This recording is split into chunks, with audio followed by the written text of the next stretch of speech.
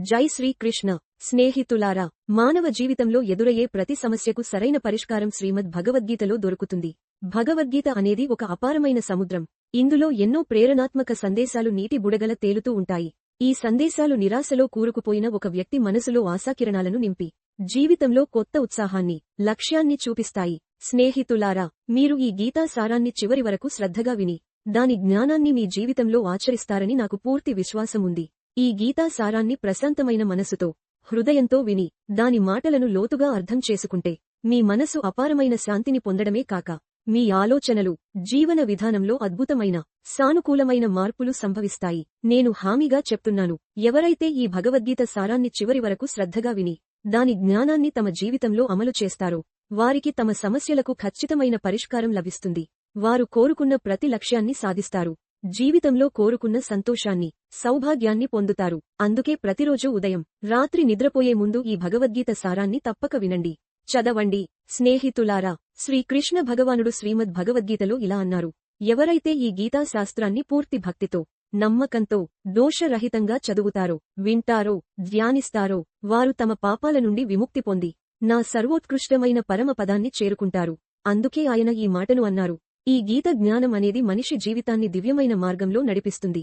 ఏ ఇంట్లో ప్రతిరోజూ శ్రీమద్ భగవద్గీత యొక్క పఠనం జరుగుతుందో, ఆ ఇంట్లో ఎన్నడూ సంక్షోభం, ఆపదలు, కష్టాలు రావు. శ్రీకృష్ణ భగవానుడి దివ్య ఆశీస్సులు, కృప ఆ ఇంటిపై, ఆ కుటుంబ సభ్యులపై ఎల్లప్పుడూ ఉంటాయి. ఆ ఇంట్లో సంతోషం, ఆస్తి, సంపద, సౌభాగ్యం, శ్రేయస్సు నిండి ఉంటాయి. ఆ కుటుంబ జీవితం ఆనందం, సంతృప్తితో నిండిపోతుంది. స్నేహితులారా, కురుక్షేత్ర యుద్ధ భూమిలో మహాభారత యుద్ధం ఆరంభమయ్యే సమయంలో అర్జునుడు తన చుట్టూ తన సొంత కుటుంబ సభ్యులను, సోదరులను, స్నేహితులను, గురువులను చూసి భయంతో వణికిపోతాడు. యుద్ధం చేయడానికి గుమిగూడిన వారిని చూసి అతని మనసు నీరసిస్తుంది. నిరాశతో, గందగోళంతో నిండిపోతుంది. అతను చాలా బాధతో, దిగులుతో శ్రీకృష్ణుడి వద్దకు వెళ్లి తన మనసులోని సందిగ్ధతను, దున్హఖానిని వెళ్లబోసుకుంటాడు. అర్జునుడు ఇలా అంటాడు: ఓ కేశవా, నేను ఈ యుద్ధాన్ని ఎలా చేయగలను? ఈ యుద్ధ భూమిలో గుమిగూడిన వారంతా నా సొంత బంధువులు, సోదరులు, స్నేహితులు, గురువులు. నా తాత భీష్ముడు, గురువు ద్రోణాచార్యులతో నేను ఎలా పోరాడగలను? వీరిద్దరూ నా గౌరవనీయ గురువులు. నేను వీరిని ఎలా ఎదిరించగలను? వీరిని చంపి జీవించే కంటే బిచ్చమెత్తుకోవడం చాలా మంచిది. ఓ మధుసూదన, నేను పోరాడబోయే కౌరవులు, ధృతరాష్ట్రుని కొడుకులు, నా సొంత సోదరులు. వీరిని చంపడం కంటే సన్యాసం తీసుకోవడం మేలు. ఈ యుద్ధం జరిగితే కోట్లాది మంది చనిపోతారు. ఈ యుద్ధంలో చనిపోయిన సైనికుల, యోధుల భార్యలు, కుటుంబాల పరిస్థితి ఏమవుతుంది? ఓ కృష్ణ, నేను ఈ యుద్ధాన్ని స్వయంగా చేయలేను. నా సొంత కుటుంబాన్ని నాశనం చేసుకుని నేను ఎలా సంతోషంగా ఉండగలను? ఓ కృష్ణ, నా మనసు గందరగోళంగా ఉంది. తల పగిలిపోతుంది, కాళ్లు వణుకుతున్నాయి, చర్మం మండిపోతోంది. నా గాండివం చేతిలో నిలవడం లేదు, జారిపోతోంది. ఓ కృష్ణ, నన్ను మార్గనిర్దేశం చేయి. నాకు జ్ఞానాన్ని ఇవ్వు. నేను ఏం చెయ్యాలో చెప్పు. అర్జునుడి ఈ దీనస్థితిని, బాధను, గందగోళాన్ని చూసి శ్రీకృష్ణ భగవానుడు అతనికి శ్రీమద్భగవద్గీత యొక్క దివ్యమైన, అతీతమైన జ్ఞానాన్ని బోధించారు. ఈ జ్ఞానం అర్జునుడికి మాత్రమే కాదు, వేల సంవత్సరాలుగా మానవ జాతికి, ప్రతి వ్యక్తికి మార్గదర్శనంగా నిలిచింది. ఈ ఆధునిక యుగంలో కూడా శ్రీమద్భగవద్గీత మనిషికి సరైన జీవన మార్గాన్ని చూపిస్తుంది. జీవితంలో ఎదురయ్యే సమస్యలకు సరైన దిశను నిర్దేశిస్తుంది. భగవద్గీత మనకు ధర్మం, కర్మ, ప్రేమ గురించి లోతైన పాఠ్యాలను నేర్పుతుంది. ఇది జీవితంలో సరైన మార్గాన్ని, ఆదర్శ జీవన విధానాన్ని బోధిస్తుంది. అందుకే మనం ప్రతిరోజూ ఈ గీతను చదవాలి, వినాలి, దాని జ్ఞానాన్ని మన జీవితంలో ఆచరించాలి. అర్జునుడి సందిగ్ధతను, సంశయాన్ని చూసి శ్రీకృష్ణుడు ఇలా అన్నారు: ఓ అర్జున, నీవు జ్ఞానిలాగా మాట్లాడుతున్నావు, కాని నిజమైన జ్ఞాని ఇలా దుఃఖించడు, శోకించడు, ఏడవడు. నీ చేతిలో ఏమీ లేదు, నీవు ఏమీ నియంత్రించలేవు.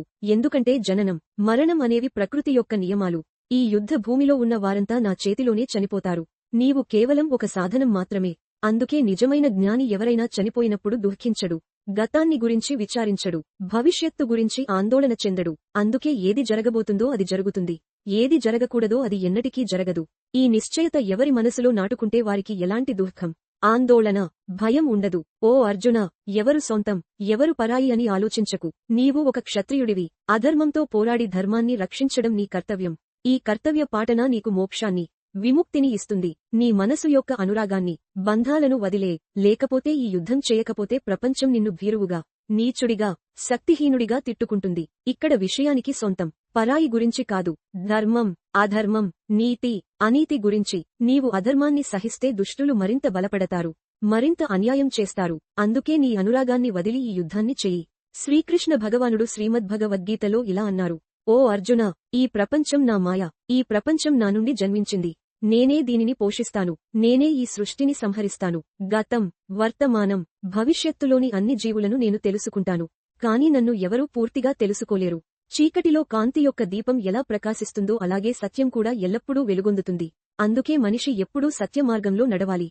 మరణం అనేది ఎవరూ మార్చలేని సత్యం. ఇది ఎన్నటికీ మారదు. ప్రపంచం సృష్టించబడినప్పటి నుండి జననం, మరణం యొక్క చక్రం నడుస్తోంది. ఒక వ్యక్తి పాత బట్టలను విడిచి కొత్త బట్టలు ధరించినట్లే ఆత్మ కూడా పాత, వాడిపోయిన శరీరాన్ని వదిలి కొత్త శరీరాన్ని స్వీకరిస్తుంది. ఇది ప్రకృతి యొక్క నియమం. ఈ సత్యాన్ని హృదయపూర్వకంగా అంగీకరించి భయం లేకుండా వర్తమానంలో జీవించాలి.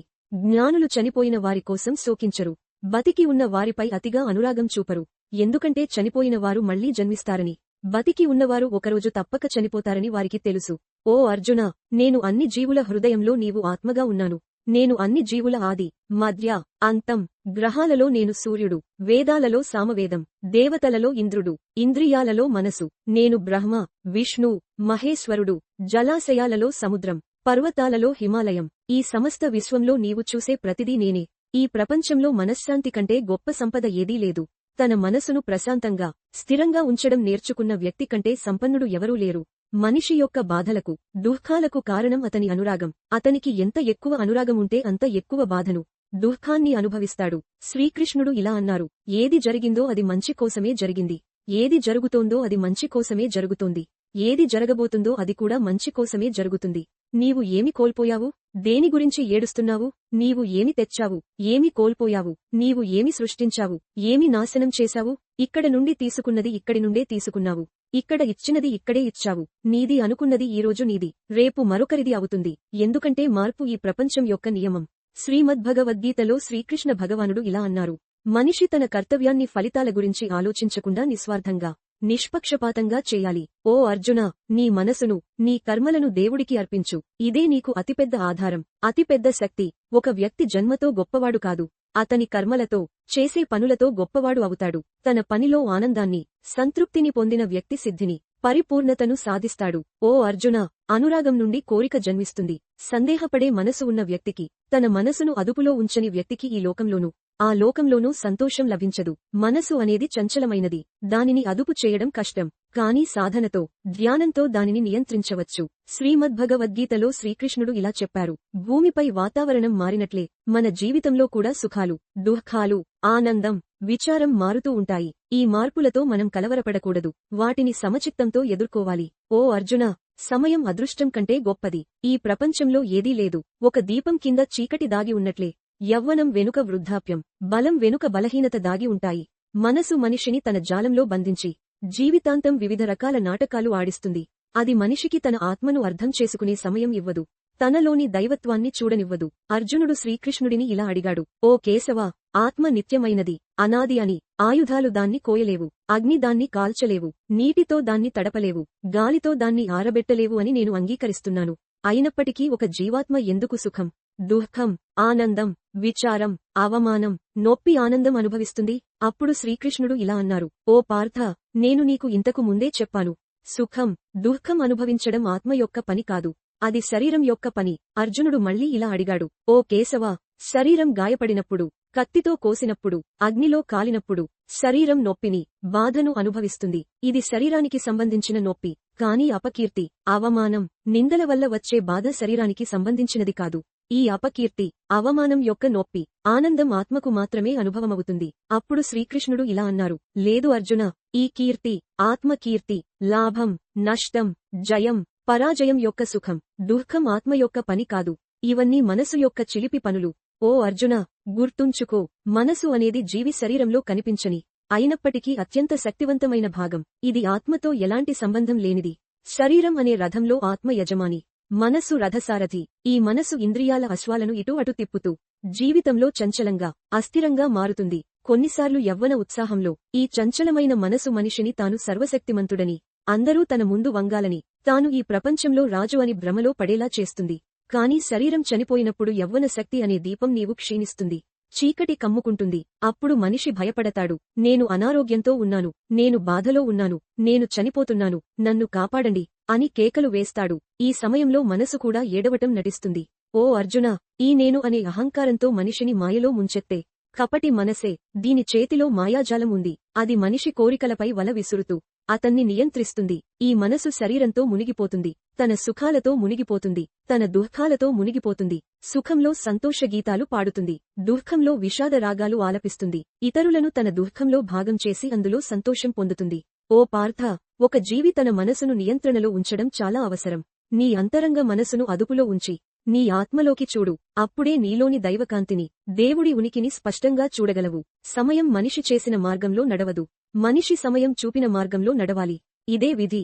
జీవితం కష్టంగా అనిపిస్తుంది, ఎందుకంటే మనం మనల్ని మార్చుకోకుండా పరిస్థితులను మార్చాలని ప్రయత్నిస్తాం. సమయం నీకు వ్యతిరేకంగా ఉన్నప్పుడు ప్రశాంతంగా ఉండటం ఉత్తమం. భక్తి అనుభూతి కలిగినప్పుడు నీవు దేవుడిని ఎన్నుకోలేదు, దేవుడు నిన్ను ఎన్నుకున్నాడని అర్థం చేసుకో. ఎవరైనా ఏమి అన్నా నీవు ప్రశాంతంగా ఉండు. సూర్యుడు ఎంత ప్రకాశవంతంగా ఉన్నా సముద్రం ఎన్నటికీ ఆరిపోదు. నీ చెవుల్లో మాటలు నింపే వారిని జాగ్రత్తగా చూడు, వారు మంచి సంబంధాలను కూడా పాడు చేస్తారు. కర్మ నుండి సామర్థ్యాలు జన్మిస్తాయి. ప్రతి వ్యక్తి పుట్టుకతో సున్నా, కానీ తన కర్మలతో గొప్పవాడు అవుతాడు. ఈ ప్రపంచంలో సత్యం కంటే ప్రేమ అనేది గొప్ప సత్యం. నీవు ప్రేమించే వ్యక్తి పట్ల అసత్యంగా ఉండడం కష్టం. స్మైల్, టీయర్స్ ఈ రెండు కలిస్తే అది ప్రపంచంలోనే అత్యంత అందమైన జంట. ఈ రెండు కలవడం చాలా కష్టం, కానీ కలిసినప్పుడు ఆ క్షణం అద్భుతం.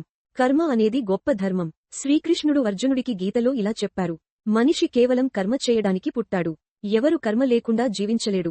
మనిషి ఫలితాల గురించి ఆలోచించకుండా తన కర్తవ్యాన్ని నిష్కామంగా చేయాలి. కోపం మనిషిని నరకానికి తీసుకెళ్లే ద్వారం. కోపం వల్ల మనసు కలవరపడుతుంది. కొన్నిసార్లు మనిషి తనకు తాను హాని చేసుకుంటాడు. ఎంత కోపం వచ్చినా ప్రశాంతంగా ఉండటానికి ప్రయత్నించు. నీకు ఈరోజు కలిగింది గతంలో మరొకరిది, రేపు మరొకరిది అవుతుంది. నీవు ఖాళీ చేతులతో ఈ ప్రపంచంలోకి వచ్చావు, ఖాళీ చేతులతోనే వెళ్తావు. మనసును అదుపులో ఉంచడం చాలా ముఖ్యం. మనిషి మనసు గాలిలా చంచలమైనది. అది మనిషిని కామ కోరికల వైపు, అనవసర ఆలోచనల వైపు తిప్పుతుంది. జీవితంలో విజయం సాధించాలంటే మనసును అదుపులో ఉంచడం చాలా అవసరం. మనసును నియంత్రించడం వల్ల దాని శక్తి ఒకచోట చేరి పనిలో విజయాన్ని సాధిస్తుంది. గీత ప్రకారం మనసును అదుపులో ఉంచిన వ్యక్తి అనవసర చింతలు, కోరికల నుండి దూరంగా ఉంటాడు, తన లక్ష్యాలను సులభంగా సాధిస్తాడు. మనసును అదుపు చేయకపోతే అది నీ అతిపెద్ద శత్రువు అవుతుంది. సందేహపడే వ్యక్తి ఎప్పటికీ శాంతిని పొందలేడు. అతిగా సందేహించడం మనశ్శాంతిని భంగం చేస్తుంది, సంబంధాలను నాశనం చేస్తుంది. అందుకే సందేహాలను వదిలే. మనిషి కర్మలే అతని జీవితానికి ఆధారం. ఏ కర్మలు చేస్తాడో ఆ ఫలితాలు పొందుతాడు. మంచి కర్మలు చేస్తే మంచి ఫలితాలు, చెడు కర్మలు చేస్తే చెడు ఫలితాలు ఎదురవుతాయి. అందుకే మనిషి ఎల్లప్పుడూ మంచి కర్మలు చేయాలి, ధర్మ మార్గంలో నడవాలి. మన దుఃఖాలకు 5 కారణాలు ఉన్నాయి. మొదటిది, మనకు కావలసినది లభించినప్పుడు ఇది దేవుడి కృప అని చెప్పి వ్యతిరేకంగా జరిగినప్పుడు దుఃఖిస్తాం. ఈ అసంపూర్ణ దృష్టి మొదటి కారణం. రెండవది, ఇతరులకు హాని జరిగినా మనకు మంచి జరగాలనే స్వార్థం.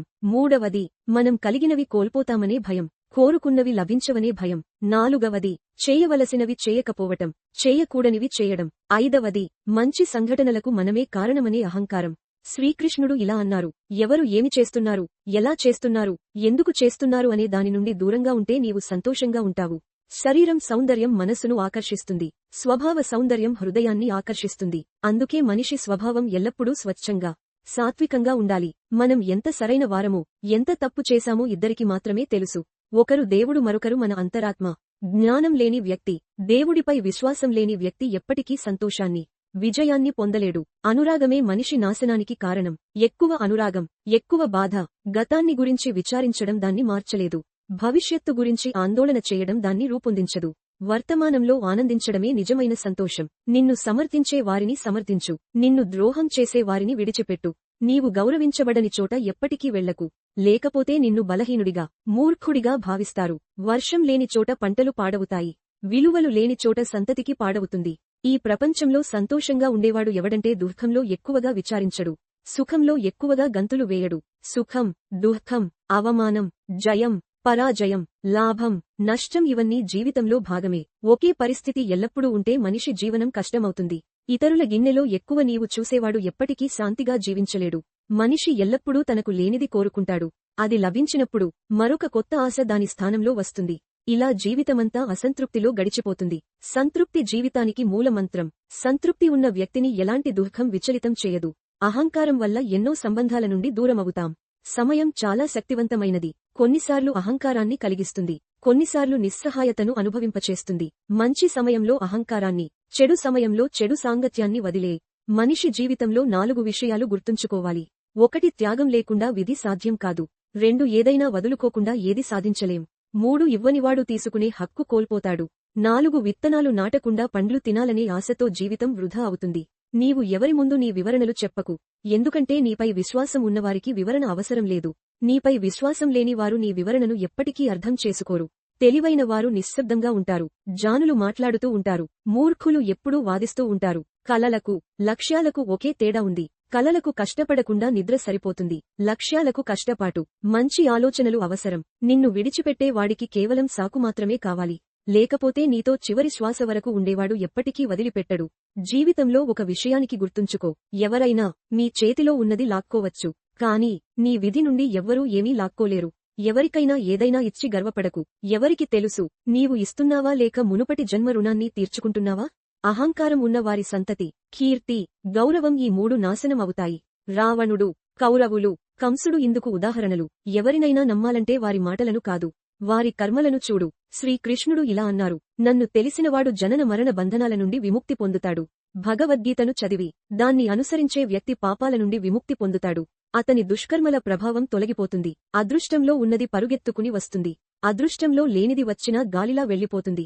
గాలి పడవను తీసుకెళ్లినట్లే మనిషి కోరికలు అతని బుద్ధిని తప్పుదారి పట్టిస్తాయి. సుఖంలో, దుఃఖంలో, గౌరవంలో, అవమానంలో ప్రశాంతంగా ఉండే వ్యక్తి నాకు చాలా ప్రీతిపాత్రుడు. నీ సమస్యలకు ఇతరులను కారణంగా భావించడం నీ సమస్యలను తగ్గించదు. ఒక్కసారి ఎవరైనా నీ పట్ల వ్యవహారం మారితే వారికి నీ నుండి ఏదో కావాలని అర్థం చేసుకో. శాస్త్రం చెప్తుంది, నాలుకపై గాయం త్వరగా మనుతుంది. కానీ జ్ఞానం చెప్తుంది, నాలుక వల్ల కలిగిన గాయం ఎన్నటికీ మానదు. అన్యాయాన్ని సహించడం, తప్పుతో రాజీ పడటం అతిపెద్ద నేరం. ఒక వ్యక్తి 2 కారణాల వల్ల పూర్తిగా మారిపోతాడు. 1 ఎవరైనా ప్రత్యేక వ్యక్తి అతని జీవితంలోకి రావడం. 2 చాలా ప్రత్యేకమైన వ్యక్తి అతని జీవితం నుండి వెళ్లిపోవడం. ఒక తెలివైన వ్యక్తి సంబంధాన్ని నిలుపుకోవడం మానేసినప్పుడు. అతని ఆత్మ గౌరవం ఎక్కడో గాయపడిందని అర్థం చేసుకో.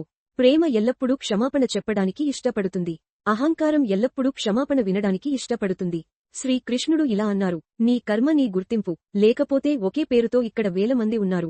నీ మంచి కర్మలు ఉన్నప్పటికీ ప్రజలు నీ చెడును మాత్రమే గుర్తుంచుకుంటారు. అందుకే ప్రజలు ఏమి అనుకుంటున్నారు అనే దానిపై శ్రద్ధ వహించకు. ఎవరినైనా మోసం చేయడం అనేది నీవు తీసుకున్న రుణం. ఒకరోజు నీవు దాన్ని తప్పక తీర్చాలి. మంచి దృష్టి అనేది ఇతరుల లోపాలను, గుణాలను చూసేది, కానీ తన గురించి మాత్రమే ఆలోచించదు. సమయంతో తన స్వభావాన్ని మార్చే వ్యక్తిని ఎన్నటికీ నమ్మకు. అద్దంలో చిత్రం కాకుండా స్వభావం కనిపిస్తే ప్రజలు అద్దం వైపు చూడరు. ఎవరైనా ఎంతగా పొగడవచ్చు, కానీ అవమానం ఎల్లప్పుడూ కొలమానంగా చేయాలి. ఎందుకంటే అది ఒక రుణం. దాన్ని ఎవరైనా వడ్డీతో తిరిగి ఇస్తారు. జీవితంలో నీ అతిగా సంతోషాన్ని, అతిగా దుఃఖాన్ని ఎవరితోనూ పంచుకోకు. ఎందుకంటే ఈ ప్రపంచం నీ సంతోషానికి, దుఃఖానికి ఉప్పు కలిపేవారితో నిండి ఉంది. నీతో నిన్ను ఎవరితోనూ పోల్చుకోకు. నీవు నీలా ఉన్నందుకే గొప్పవాడివి. ఈ ప్రపంచంలో 2 రకాల వ్యక్తులు ఉన్నారు. మొదటివారు చిన్న సమస్యలు వచ్చినప్పుడు భయపడి, కలవరపడి, దుఃఖిస్తారు. రెండవవారు ఎన్ని కష్టాలు వచ్చినా ఎల్లప్పుడూ సంతోషంగా ఉండి ప్రతి సమస్యను ధైర్యంగా ఎదుర్కొంటారు. ఒకరు అన్నీ కలిగి ఉన్నా బాధపడతారు. మరొకరు ఏమీ లేకపోయినా దేవుడి నామాన్ని స్మరిస్తూ నవ్వుతూ ఉంటారు. జీవితాన్ని మార్చుకునే సమయం అందరికీ లభిస్తుంది. కానీ సమయాన్ని మార్చుకునే జీవితం మళ్లీ లభించదు. శ్రీకృష్ణుడు ఇలా అన్నారు, ఏది జరగబోతుందో అది జరుగుతుంది. ఏది జరగకూడదో అది ఎన్నటికీ జరగదు. ఈ నిశ్చయత ఎవరి మనసులో ఉంటే వారు ఎన్నటికీ ఆందోళన చెందరు. ఓ అర్జునా, నీవు ఒంటరిగా ఈ ప్రపంచంలోకి వచ్చావు. ఒంటరిగా వెళ్తావు. ఇక్కడ నీ సొంతం ఎవరూ లేరు. తల్లిదండ్రులు కూడా ఒకరోజు నిన్ను విడిచిపెడతారు. అలాంటప్పుడు ఇతరుల నుండి ఏమి ఆశించడం? ఎవరైనా నిన్ను వదిలేస్తే దేవుడు ఎల్లప్పుడూ నీతో ఉంటాడని గుర్తుంచుకో. ఆయన నిన్ను ఎన్నటికీ వదిలిపెట్టడు. శ్రీకృష్ణ భగవానుడు ఇలా అన్నారు, ఒక వ్యక్తి నాపై విశ్వాసం ఉన్నా లేకపోయినా నేను అతన్ని ఎన్నటికీ వదిలిపెట్టను. ఎందుకంటే అందరూ నా సంతానమే. అందుకే స్నేహితులారా, మనం ఒంటరిగా ఉన్నామని ఎప్పుడూ బాధపడాల్సిన అవసరం లేదు. జీవితంలో ఎన్ని కష్టాలు వచ్చినా శ్రీకృష్ణుడి దివ్యకృప మనపై ఎల్లప్పుడూ ఉంటుందని గుర్తుంచుకోండి. ఆయన మనల్ని ఎప్పటికీ విడిచిపెట్టడు. ఆయన హృదయంలో మనందరం ఒకేలా ఉన్నాం. ఆయనకు సొంతం, పరాయి అనే తేడా లేదు. మనం చేయాల్సిందల్లా ఆయనపై పూర్తి భక్తితో, నమ్మకంతో ఉండటం. అప్పుడు మన జీవితంలో ఎలాంటి భయం, ఆందోళన ఉండదు. స్నేహితులారా, జీవితం అనేది ఒక పెద్ద పాఠశాల. ఇందులో ప్రతిరోజూ మనకు కొత్త పాఠ్యాలు నేర్పుతుంది. కొన్నిసార్లు సుఖాలు, కొన్నిసార్లు దుఃఖాలు, కొన్నిసార్లు విజయాలు, కొన్నిసార్లు పరాజయాలు మన ముందుకు వస్తాయి.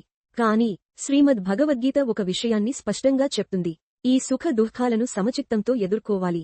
ఎందుకంటే ఈ 2 శాశ్వతం కాదు. ఒకటి వస్తే మరొకటి వెళ్తుంది. ఈ మార్పు అనేది ప్రకృతి నియమం. ఈ సత్యాన్ని అర్థం చేసుకున్న వ్యక్తి ఎప్పుడూ ప్రశాంతంగా సంతోషంగా ఉంటాడు. అర్జునుడు శ్రీకృష్ణుడిని ఇలా అడిగాడు, ఓ మధుసూదన, మనిషి ఎందుకు ఎప్పుడూ సంతోషంగా ఉండలేడు? ఎందుకు అతని మనస్సు ఎప్పుడూ చంచలంగా అస్థిరంగా ఉంటుంది? అప్పుడు శ్రీకృష్ణుడు ఇలా సమాధానం ఇచ్చారు, ఓ పార్థ, మనిషి మనస్సు అనేది సముద్రంలో అలలాంటిది. అది ఎప్పుడూ ఒకచోట స్థిరంగా ఉండదు.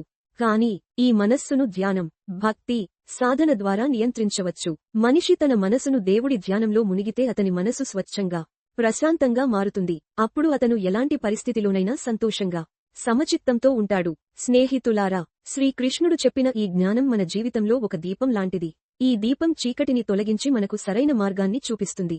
మనం ఎప్పుడైనా నిరాశలో కూరుకుపోయినప్పుడు, గందరగోళంలో ఉన్నప్పుడు ఈ భగవద్గీత జ్ఞానాన్ని గుర్తుచేసుకోండి. ఈ జ్ఞానం మనకు ధైర్యాన్ని, ఆత్మవిశ్వాసాన్ని ఇస్తుంది. మనం చేయాల్సిందల్లా మన కర్తవ్యాన్ని నిష్కామంగా, నిస్వార్థంగా చేయడం, ఫలితాల గురించి ఆలోచించకుండా మన పనిని దేవుడికి అర్పించడం. అప్పుడు మన జీవితం ఆనందంతో, సంతృప్తితో నిండిపోతుంది. శ్రీకృష్ణ భగవానుడు అర్జునుడికి ఇలా అన్నారు, ఓ అర్జునా, నీవు నీ కర్మలను నాకు అర్పిస్తే నీవు ఎలాంటి బంధనాలలోనూ చిక్కుకోవు. నీ మనస్సు ఎప్పుడూ శాంతితో, ఆనందంతో నిండి ఉంటుంది. నేను నీ హృదయంలో ఉన్నాను, నీతో ఎప్పుడూ ఉంటాను. నీవు నన్ను భక్తితో స్మరిస్తే నేను నీకు ఎల్లప్పుడూ మార్గదర్శనం చేస్తాను. ఈ మాటలు కేవలం అర్జునుడికి మాత్రమే కాదు, మనందరికీ. మనం శ్రీకృష్ణుడిని హృదయపూర్వకంగా స్మరిస్తే ఆయన మనకు ఎప్పుడూ సహాయం చేస్తారు. స్నేహితులారా, ఈ భగవద్గీత జ్ఞానం అనేది మన జీవితంలో ఒక అమూల్యమైన నిధి. ఈ జ్ఞానాన్ని మనం ప్రతిరోజూ చదవాలి, వినాలి, ఆలోచించాలి, ఆచరించాలి. ఈ జ్ఞానం మనకు జీవితంలో ఎదురయ్యే ప్రతి సమస్యకు పరిష్కారాన్ని చూపిస్తుంది. మనం ఎప్పుడైనా దిగులుగా, నిరాశగా ఉన్నప్పుడు ఈ గీతను తెరిచి చదవండి.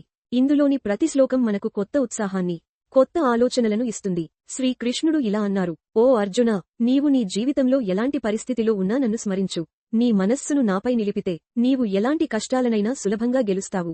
ఈ మాటలు మనకు ఎంత గొప్ప ధైర్యాన్ని ఇస్తాయో. మనం ఎప్పుడైనా కష్టాల్లో ఉన్నప్పుడు శ్రీకృష్ణుడి నామాన్ని స్మరించండి. జై శ్రీకృష్ణ అని హృదయపూర్వకంగా అనండి. ఆయన కృప మనపై కురుస్తుంది. స్నేహితులారా, ఈ భగవద్గీత జ్ఞానం మన జీవితాన్ని ఒక దివ్యమైన మార్గంలో నడిపిస్తుంది. ఇది మనకు ప్రేమ, సత్యం, ధర్మం గురించి నేర్పుతుంది. మనం ఈ జ్ఞానాన్ని మన జీవితంలో ఆచరిస్తే మన జీవితం సంతోషంతో, శాంతితో నిండిపోతుంది. మనం ఎప్పుడూ సత్యమార్గంలో నడవాలి, మంచి కర్మలు చేయాలి, ఇతరులకు సహాయం చేయాలి. ఇలా చేస్తే మన జీవితం ఒక అందమైన పుష్పంలాగా వికసిస్తుంది. శ్రీకృష్ణుడు చెప్పినట్లు మనిషి తన కర్మల ద్వారానే గొప్పవాడు అవుతాడు. మనం మంచి కర్మలు చేస్తే మన జీవితంలో మంచి ఫలితాలు వస్తాయి. చెడు కర్మలు చేస్తే చెడు ఫలితాలు ఎదురవుతాయి. అందుకే మనం ఎల్లప్పుడూ మంచి ఆలోచనలతో, మంచి పనులతో జీవించాలి. మన మనసు ఎప్పుడూ స్వచ్ఛంగా, సాత్వికంగా ఉండాలి. స్నేహితులారా, ఈ భగవద్గీత సారాన్ని మీరు చివరి వరకు శ్రద్ధగా విన్నారు. ఈ జ్ఞానం మీ హృదయంలో నాటుకుని మీ జీవితంలో సానుకూలమైన మార్పులను తెస్తుందని నాకు పూర్తి విశ్వాసం ఉంది. మీరు ఈ గీతా సారాన్ని మీ స్నేహితులతో, కుటుంబ సభ్యులతో పంచుకోండి. ఈ జ్ఞానం ఎంత ఎక్కువ మందికి చేరితే అంత ఎక్కువ మంది జీవితాలు సంతోషంతో, శాంతితో నిండిపోతాయి. మీ అందరికీ ఒక చిన్న విన్నపం, మా యూట్యూబ్ ఛానల్ని సబ్స్క్రైబ్ చేయండి. ఇలాంటి ప్రేరణాత్మక, ఆధ్యాత్మిక కథలు, జ్ఞానం మీకు అందించడం కోసం లైక్ చేయండి, షేర్ చేయండి. మీ సపోర్ట్తో మేము మరిన్ని అద్భుతమైన కథలను మీకు అందిస్తాం. మీరు ఈ కథను ఆస్వాదించారని ఆశిస్తున్నాము.